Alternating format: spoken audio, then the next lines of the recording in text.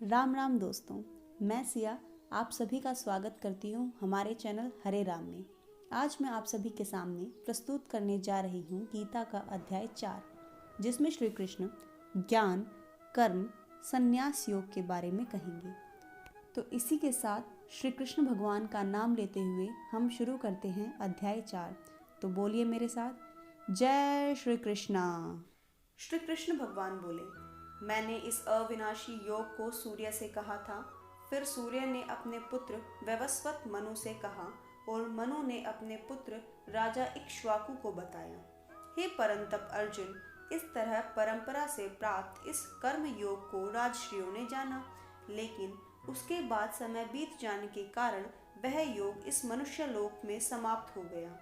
तू मेरा भक्त है और प्रिय सखा भी है, इसलिए वही यह पुरातन योग आज मैंने तुझसे कहा है, क्योंकि यह बड़ा ही उत्तम रहस्य है, अर्थात यह गुप्त रखने योग्य विषय है। अर्जुन बोले, आपका जन्म तो अभी का है और सूर्य का जन्म बहुत पुराना है, अतः आपने ही सृष्टि के आरंभ में सूर्य से यह योग कहा था। इस बात को मैं कैसे समझूं? श्री कृष्ण भगवान बोले, हे परंतप अर्जुन, मेरे और तेरे बहुत से जन्म हो चुके हैं। मैं उन सबको जानता हूँ, परंतु तू नहीं जानता। मैं अजन्मा और अविनाशी स्वरूप होते हुए भी तथा सब प्राणियों का ईश्वर होते हुए भी अपनी प्रकृति को अधीन करके अपनी योग माया से प्रकट होता हूँ। हे भरतवंशी अर्जुन, जब जब धर्म की हानि और अधर्म की वृद्धि होती है, तब तब ही मैं अपने आप को साकार रूप से प्रकट करता हूँ। भक्तों की रक्षा करने के लिए, पाप कर्म करने वालों का नाश करने के लिए और धर्म की अच्छी तरह से स्थापना करने के लिए मैं ही युग युग में प्रकट हुआ करता हूँ। हे अर्जुन, मेरे जन्म और कर्म दिव्य और अलौकिक हैं। इस तरह जो मनुष्य मेरे जन्म और कर्म को तत्व से जान लेता है, यानी दृढ़ता पूर्वक मान लेता है, वह शरीर को त्याग करके पुनर्जन्म का प्राप्त नहीं होता, बल्कि मुझे ही प्राप्त होता है। पहले भी जिनके राग, भय और क्रोध सर्वथा नाश हो गए थे और जो मेरे में अनन्य प्रेम भाव से स्थित थे, ऐसे मेरे आश्रित रहने वाले अनेक भक्त ज्ञान रूप तत्व से पवित्र होकर मेरे स्वरूप को प्राप्त हो चुके हैं। हे प्रथानंदन अर्जुन, जो भक्त जिस तरह से मेरी शरण लेते हैं, मैं उन्हें उसी तरह आश्रय देता हूँ, क्योंकि सभी मनुष्य सब तरह से मेरे ही मार्ग का पालन करते हैं। इस मनुष्य लोक में कर्मों का फल चाहने वाले मनुष्य देवताओं की पूजा उपासना किया करते हैं, क्योंकि इस लोक में कर्मों से उत्पन्न होने वाली सिद्धि उन्हें जल्दी मिल जाती है। मेरे द्वारा गुणों और कर्मों के विभाग पूर्वक चारों वर्णों ब्राह्मण, क्षत्रिय, वैश्य और शूद्र की रचना की गई है। इस तरह से उस सृष्टि रचना आदि का कर्ता होने पर भी मुझ अविनाशी परमेश्वर को तू अकर्ता ही जान। कारण यह है कि कर्मों के फल में मेरी स्पृहा नहीं है, इसलिए कर्म मुझ में लिप्त नहीं होते। इस तरह जो मुझे तत्व से जान लेता है, वह भी कर्मों से नहीं बंधता। पहले समय में मुमुक्षुओं ने भी इस तरह ही जानकर कर्म किए हैं, इसलिए तू भी पूर्वजों के द्वारा सदा से किए जाने वाले कर्मों को उन्हीं की तरह कर। कर्म क्या है और अकर्म क्या है, इस तरह इसका निर्णय को करने में विद्वान भी मोहित हो जाते हैं। इसलिए वह कर्म तत्व मैं तुझसे अच्छी तरह कहूँगा, जिसे जानकर तू अशुभ से मुक्त हो जाएगा। कर्म का तत्व भी जानना चाहिए और अकर्म का तत्व भी जानना चाहिए। विकर्म का तत्व भी जानना चाहिए, क्योंकि कर्मों की गति गहन है। जो मनुष्य कर्म में अकर्म देखता है और जो अकर्म में भी कर्म देखता है, वह मनुष्य में बुद्धिमान है। वह योगी है और समस्त कर्मों को करने वाला है। जिसके सारे कर्मों के आरंभ संकल्प और कामना से रहित हैं तथा जिसके सारे कर्म ज्ञान रूपी अग्नि से जल गए हैं, उसको ज्ञानी जन भी पंडित कहते हैं। जो मनुष्य कर्म और फल की आसक्ति का त्याग करके संसार के आश्रय से रहित और सदा तृप्त है, वह कर्मों में अच्छी तरह लगा हुआ भी वास्तव में कुछ भी नहीं करता। जिसका शरीर और मन अच्छी तरह से नियंत्रण में है, जिसने सभी तरह के संग्रह का परित्याग कर दिया है, ऐसा इच्छा रहित मनुष्य केवल शरीर संबंधी कर्म करता हुआ भी पाप को प्राप्त नहीं होता।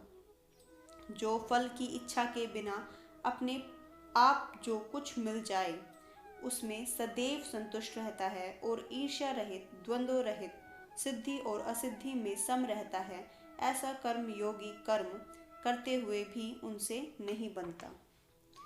जिसकी इच्छा सर्वथा नष्ट हो गई है, जो मुक्त हो गया है, जिसकी बुद्धि निरंतर स्वरूप के ज्ञान में स्थित है, ऐसे केवल यज्ञ के लिए कर्म करने वाले मनुष्य के सारे कर्म अच्छी तरह नष्ट हो जाते हैं।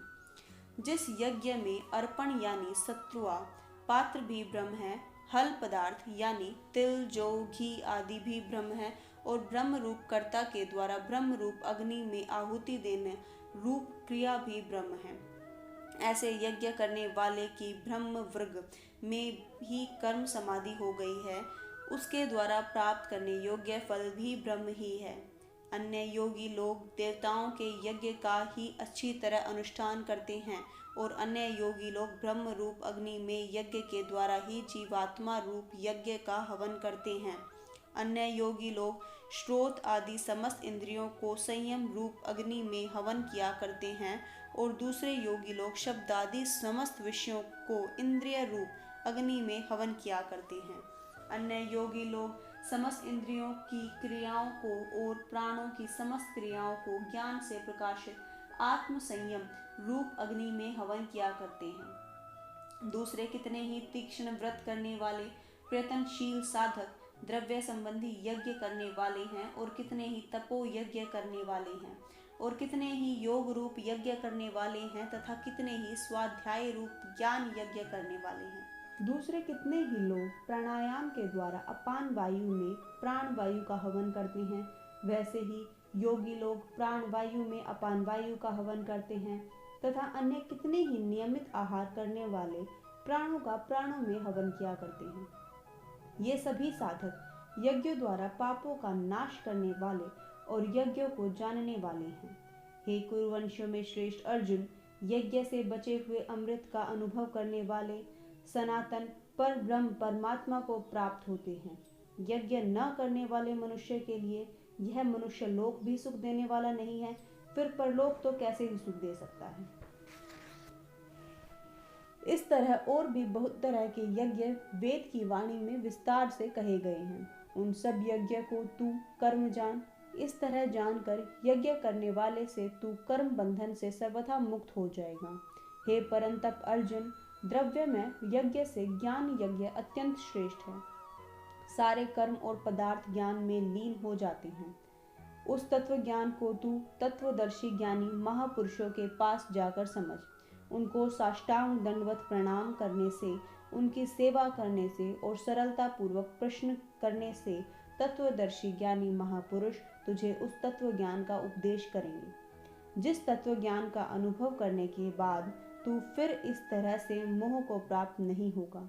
और हे अर्जुन, जिस तत्व ज्ञान से तू समस्त प्राणियों को निशेष भाव से पहले अपने में और उसके बाद मुझ सच्चिदानंदन घन परमात्मा में देखेगा।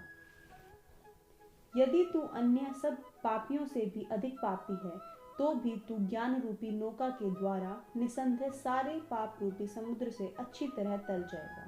हे अर्जुन, जैसे जलती हुई आग ईंधनों को पूरी तरह भस्म कर देती है, वैसे ही ज्ञान रूपी आग सारे कर्मों को सर्वथा भस्म कर देती है। इस मनुष्य लोक में ज्ञान के समान पवित्र करने वाला निसंदेह दूसरा कोई साधन नहीं है। जिसका योग अच्छी तरह सिद्ध हो गया है, वह कर्म योगी उस तत्व ज्ञान को निश्चित ही स्वयं आत्मा में पा लेता है। जो जितेंद्रिय तथा साधन परायण है, ऐसा श्रद्धावान मनुष्य ज्ञान को प्राप्त होता है और ज्ञान को प्राप्त होकर वह तत्काल परम शांति को प्राप्त हो जाता है।